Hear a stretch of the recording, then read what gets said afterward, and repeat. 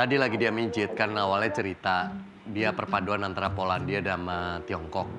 Tadi pas mijit sama gue bilangnya dari Indramayu. Ian, Joko, ayo benerin toilet. Ayo aja udah sono. Di telepon gak diangkat-angkat. Lagian Joko ya, lu kalau di daerah rumah gua ditangkep lu. Kenapa? Lah kemana-mana gak pakai baju, cuma pakai tas doang.